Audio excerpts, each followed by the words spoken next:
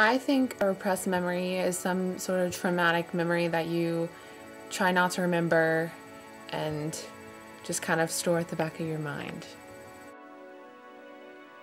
I don't know. A repressed memory is one that someone is afraid to confront, kind of like Paul D. in Beloved with his tin heart.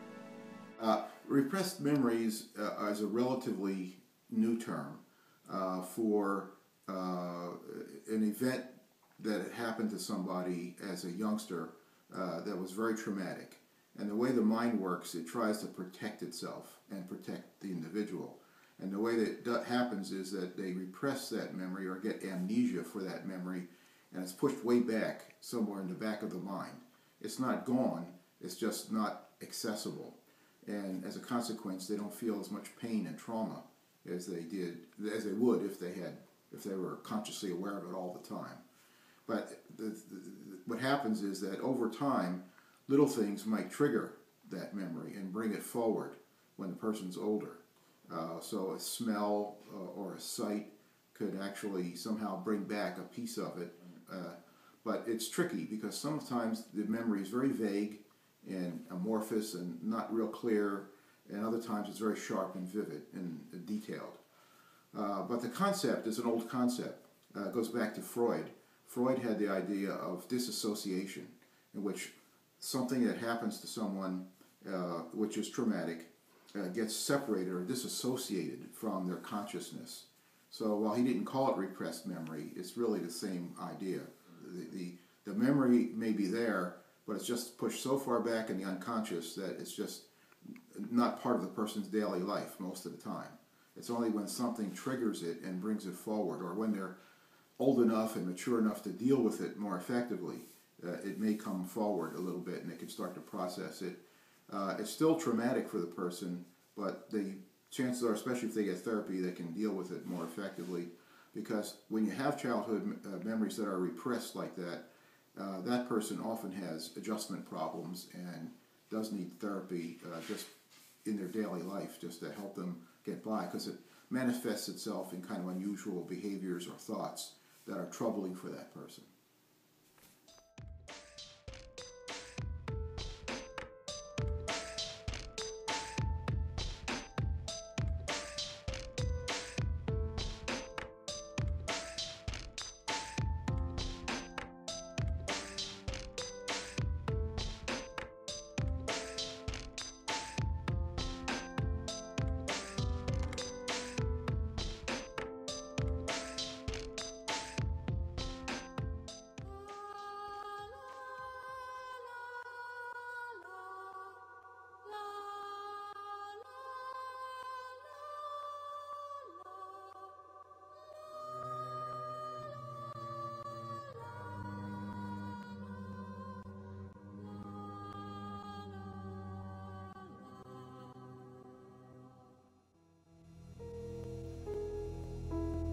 Breuer told Freud about an unusual patient known in psychoanalytic history as Anna O. Anna O is probably the most famous of all the cases in the history of the annals of psychoanalysis.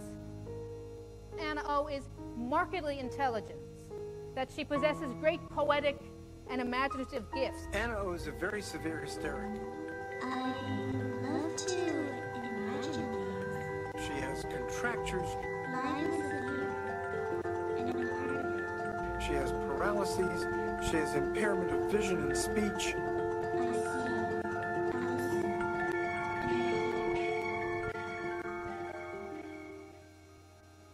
And Breuer starts to see her But daily. Breuer doesn't focus on these. He's interested in her feelings. He's interested in her thoughts to help her remember her troubles. At one point, she becomes unable to swallow or drink water. I'm horrified. I just can't drink water. Talking with his patients about their symptoms, trying to uncover when and And then it how turns they out began. that this symptom began because she'd been disgusted by the sight of her English companion allowing a little disgusting pet dog to stand on a table and lap water from a water glass. But the moment that she remembered, the symptom tends to disappear. Piece by piece, through talking, Anna O got well. What he uncovered is still reverberating through Western culture. Psychoanalysis as a new method of treatment of the neurosis.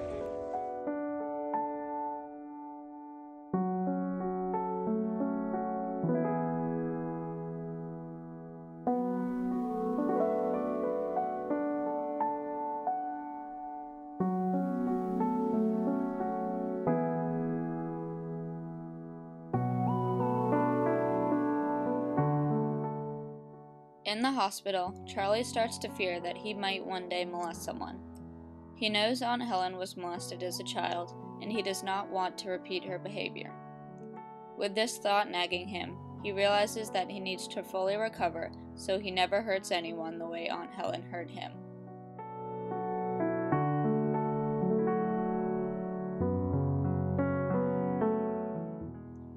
In the hospital, Charlie says, "It's like if I blamed my Aunt Helen, I would have to blame her dad for hitting her, and the friend of the family that fooled around with her when she was little, and the person that fooled around with him, and God for not stopping all this and things that are much worse. And I did do that for a while, but then I just couldn't do it anymore, because it wasn't going anywhere, because it wasn't the point."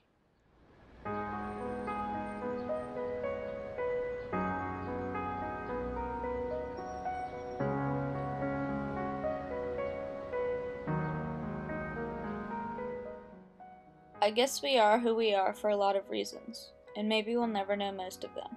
But even if we don't have the power to choose where we come from, we can still choose where we go from there.